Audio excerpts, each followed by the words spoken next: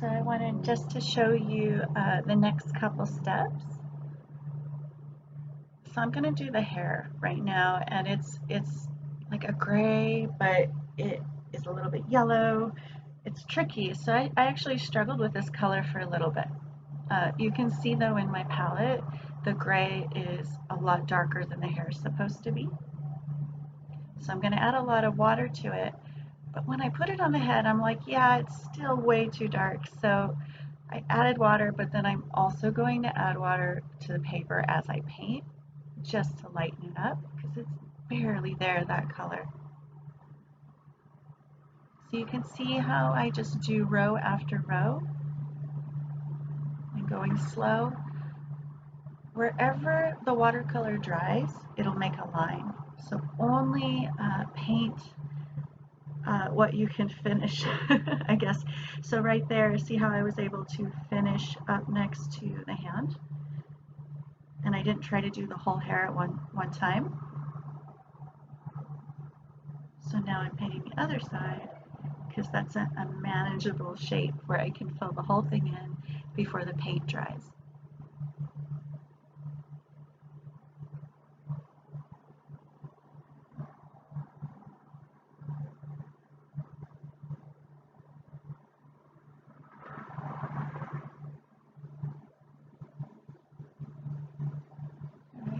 I really want some yellow in there. So I just took some of my yellow orange and dropped it in at the bottom. You can see it kind of spreads out a little bit. I'm just going to move it around to get it the way I want. You do not have to do this.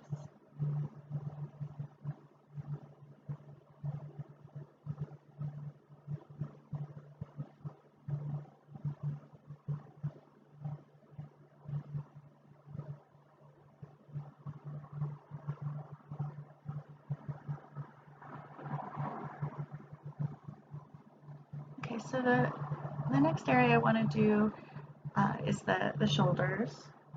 I could do the background, the hot pink and the blue, but I know you can handle that without my help. So the shoulders, I'm going to make a gray. I'm going to test it. I have this feeling it needed purple, but I didn't know for sure until I tested it. And I held it over to the picture, and you can't tell probably in this video, but at home you could tell probably. And so I'm adding a little purple.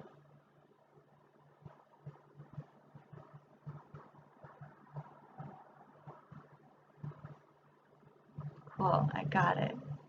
So I'm going to add some water. I'm going to fill up my brush, and I'm going to do the same thing I did on the hair. So I'm just doing a little edging and a row, a little edging and another row. And you can see how each row just snaps into the next, because water likes to join itself.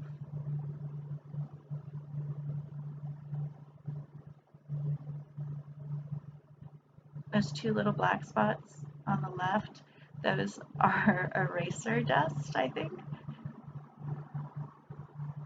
I'm going to get them out of there in a minute.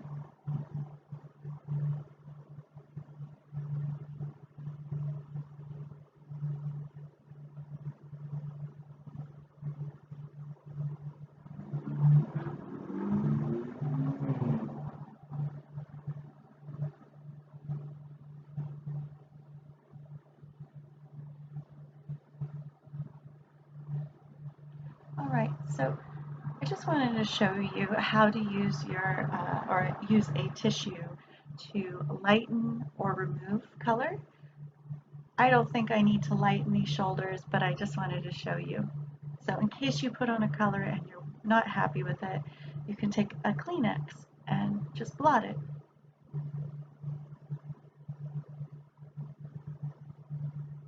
Now you want to be careful not to use a dirty Kleenex, because you could be adding color on accident.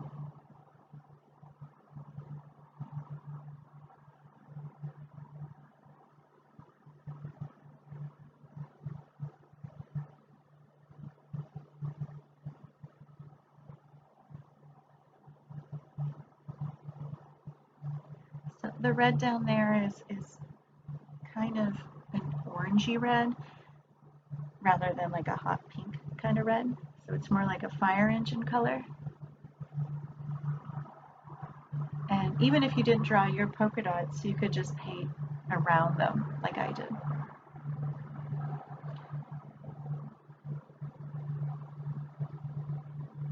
I'm using the same color in the donut, but I do think it's a little pinker. So when you mix your color, you should probably make it a little bit more pink. And remember, we're going to use some acrylic paint at the end to put our sprinkles in. So don't worry about them right now.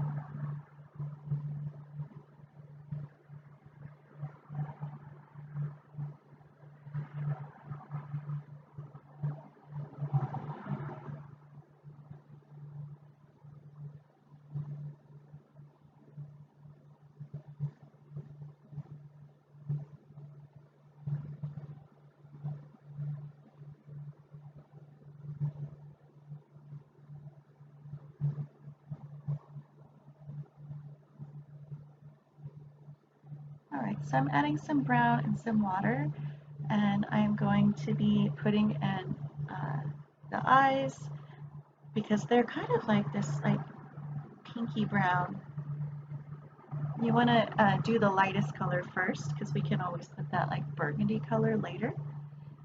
And then I wanted to see if it would match the skin shadow. And you can see it was way too dark, so I just blotted it with my tissue. And then I'm going to try again after I added some water. And whenever possible, reuse your same colors. It'll make things go faster. So if a color is close enough, go for it. It'll also unify all the colors in your painting. Now I am going a little fast adding the stuff in, and you can see that I'm a little sloppy, so I would recommend slowing down for you.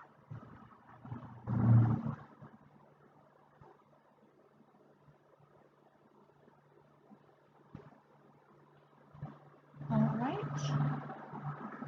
hopefully that gives you something to do until I see you next time. All right, bye.